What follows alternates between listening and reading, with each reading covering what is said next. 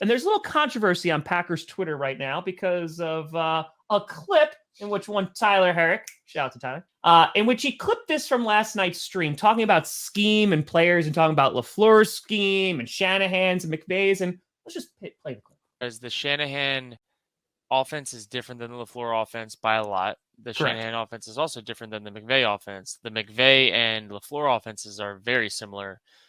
Shanahan is still running his own thing. I do think that the other two have been figured out, and they're not schematically foolproof. Incomplete. Or as foolproof as people would have thought. Oh, I'll agree, because that LaFleur McVay offense was supposed to come to Denver with Nathaniel Hackett, and it has not been foolproof. And there's many reasons for that, but okay, yeah. I didn't expect it to get the,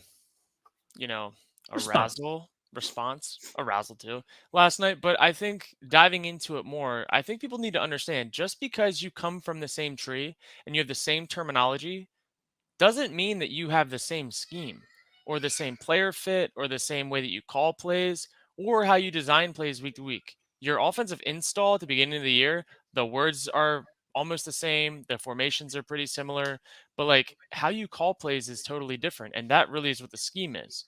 Just because you have 800 plays in your playbook and you decide to use 60 of them a week, those 60 for one team may be 60 different than another. Just because you're under the same tree, it doesn't mean that you're running the same stuff. Like, you see how many bubbles and like inside zones, and like gun run inside zones that the Packers run that other teams are trying to run. Like, that's a really good thing if you have like really shifty guys on the outside or guys that can make people miss. Like, you can dump off bubbles and get 5 yards. But if you're not doing that, it's going to kill a drive. And so there's nuances that just people glaze right over, and they're like, oh, this tree, they're all like, no, it's not how it works. Well, I mean, Kurt, I know you and I talked about this previously too, but there's also like the big elephant in the room, which is Aaron Rodgers, right? So like the 49ers, I mentioned this, they have not had an Aaron Rodgers, right? They have Jimmy Garoppolo, they have Brock Purdy, they have Trey Lance, who they hope could be like this dynamic mobile QB in which they could run, Shanahan's scheme. But that being said, would you say the Packers, like the floor scheme, would look a lot closer to Shanahan's if Jordan Love was the starter, simply because they then wouldn't be like, oh, well, we don't have a back-to-back MVP who can sling it, who can throw the ball. It's kind of just like, hey, maybe we are a little bit more run heavy, or maybe we are a little bit closer to the ground and pound that, you see in Shanahan's. I think maybe a little bit more, but they have two different philosophies for sure. Like, just how they, I would say, go about like prepping for the week and like how they align the playbook and the plays. And a lot of that comes down to like your assistant coaches as well. So like one coach will be in charge with kind of putting together the third down plan. One will be in charge with the red zone plan. That's not LaFleur. Like, he is a part of those conversations, and he is like checking them off, and like, but yes, like people have their own like specific roles as assistant coaches, and then they bring it to the table, and then it's collaborative. But if you have maybe 8 third down plays in a specific area, maybe 6 of them are suggested from this assistant coach, right? Like all of these pieces play into that. And then you have to bring in personnel into it, where like in Green Bay, they believe that like Aaron Jones, like his run style is like a wide zone like runner, right? But maybe they don't necessarily build the run game and play action game together as much as like San Francisco has a more downhill running scheme. Like, things are more downhill. There's more guys pulling. Like, just because you have the same tree and the same scheme, you're not calling it the same. And I really wish that people would take a step back and just take scheme out of it. Look at what plays are being run and people in their jobs and what they're doing. Do they look anything alike? No. You would never say that those offenses would even be under the same tree. You wouldn't even know if you didn't know the coaches. And so I think people get so enamored in that. Okay, Brian. Oh, I was just saying, like, I think as football fans, we need simple explanations for things, and that's probably why. And I think even just trying to say, as a football fan, like, they're running this scheme, it's working, it's Shanahan's thing. Sure. I think we have to take even a step down from there as fans, because we don't know. We have no idea what goes into a playbook, a scheme. Yes. And we just have to say whether it's good or bad. That's it. That should be where is it working or is it not working? Work or no work? They're scoring touchdowns. Good.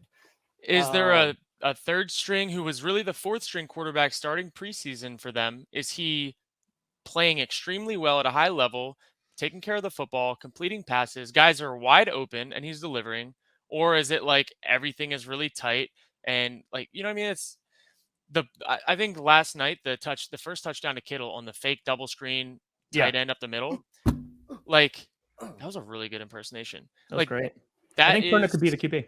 totally. That's not like a coaching tree scheme thing. That is a play caller deciding that, hey, I saw something on film.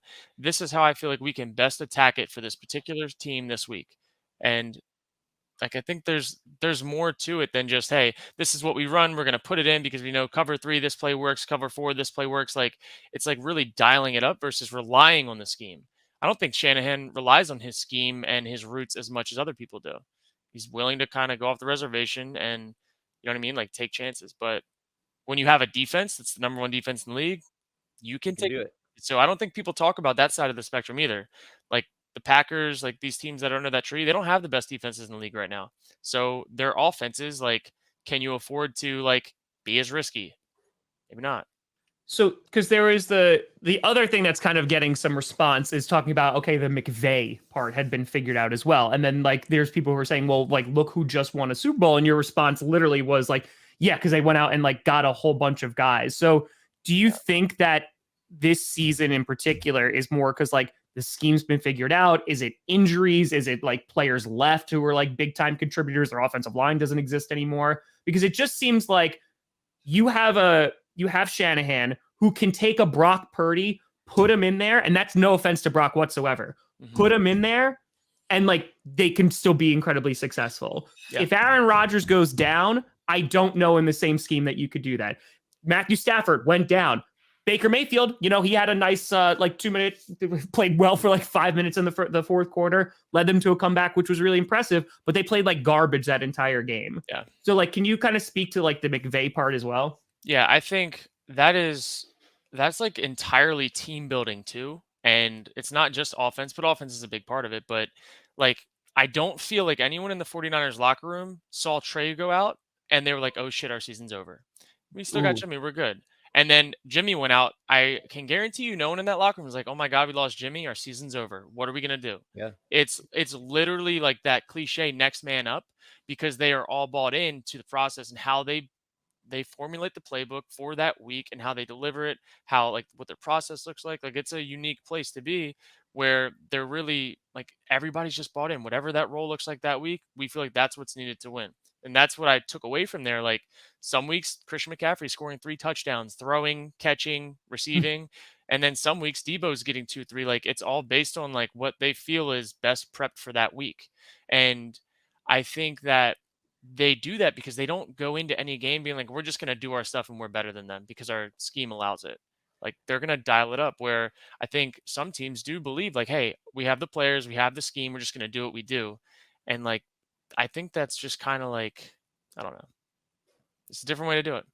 I think it's almost like the Niners are at a point where losing Trey, losing Jimmy G, and now winning a couple with Brock has like galvanized them. And just like watching Debo Samuel tweeting from home during the game, like you could tell that this team doesn't like just believe in Brock, but they believe in themselves as a unit. And that's going to feed into his confidence. And that game was interesting because outside that first drive where they scored that touchdown with Kittle, he does the double pump fake. Like it felt like he had a pretty rough first half after that until they scored again. In terms of, it looked like he was a little unsettled. He was missing some throws that he was making the week before, and then they come out of halftime and Kittle's wide open. He hits him. They take it the distance, and like after that, it was just like the defense was going to feast on Geno Smith for the rest of the game because they had the big lead. But like being down to your third guy and getting those wins, I think that does something for an entire locker room. Like, hey, who's going to stop us if we're going out and we're winning with the guy we took last in the draft? We weren't expecting to play, and he's playing well. Yep.